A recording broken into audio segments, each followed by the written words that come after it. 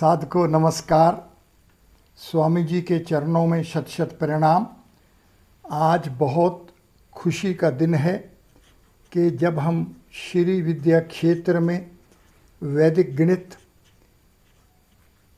विज्ञान व तकनीकी के मूल्यों को उभरते हुए देख रहे हैं और अपनाना चाहते हैं।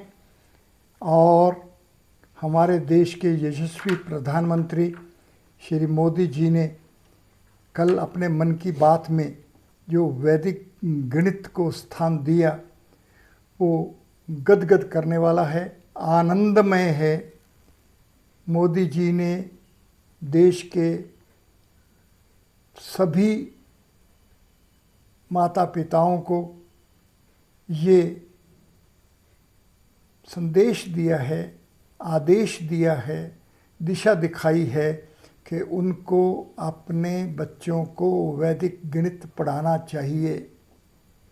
साधको, इससे अधिक उत्साहजनक कोई भी बात नहीं हो सकती कि देश का प्रधानमंत्री अपने मन की बात में इतनी स्पष्टता से वैदिक गणित की भूरी भूरी प्रशंसा करें।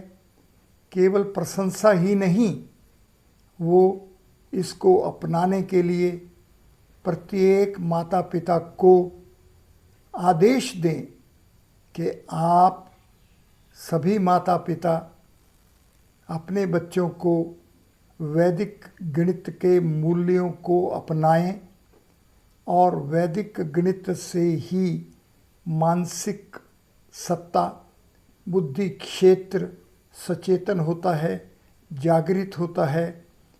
बुद्धि की चेतना की अवस्था ही किसी समाज की, किसी व्यक्ति की उन्नति का इंडेक्स होता है। इसलिए साधकों, अब जब हम टेक्स्ट बुक के निर्माण के बारे में सोच रहे हैं, उसको ले रहे हैं, तो इस टेक्स्ट बुक के प्रयास में जब हम ब्रह्म सूत्र से योग दर्शन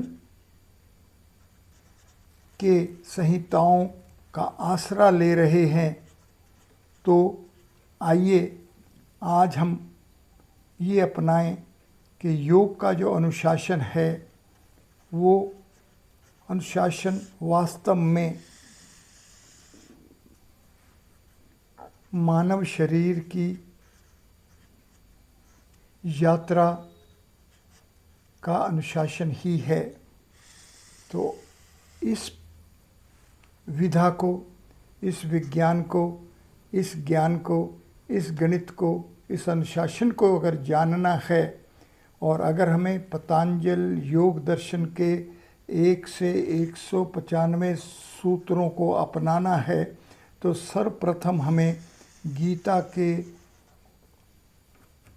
18वें अध्याय में अर्जुन को जो ज्ञान श्री भगवान ने दिया, बतलाया, साक्षी किया, उसको सही रूप में जानना होगा, अपनाना होगा कि ईश्वर इस शरीर रूपी यंत्र पर आरूढ़ होकर शरीर में किए हुए सभी कर्मों से बने हुए संस्कारों से उभरती हुई प्रारब्ध के अनुसार ही कर्मों का फल देता है। ऐसा शरीर रूपी यंत्र जो हमारे पास है, हमें उसके बारे में जानना होगा, जागरूक होना होगा।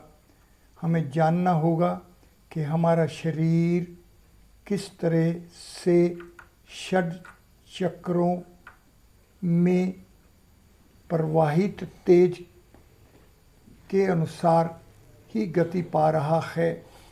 इसलिए हम जब ध्यान में बैठें तो सर्वप्रथम ये देखें कि हमारे षड चक्रों में ये तेज का प्रवाह कैसा है, ये आनंद कोश तक पहुंच रहा है कि नहीं पहुंच रहा है।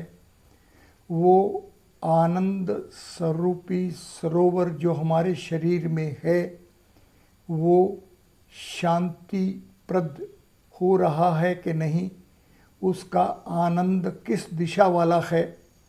इसलिए वैदिक गणित, विज्ञान और तकनीकी पुस्तक के निर्माण के करते समय हमारे दृष्टि में हमारे शरीर के षडचक्र से आनंद कोश तक पहुंचने वाले मूल्य किस तरह से, किस दिशा वाले होकर हमें प्राप्ति कराएंगे, वो उस पर केंद्रित रहना चाहिए।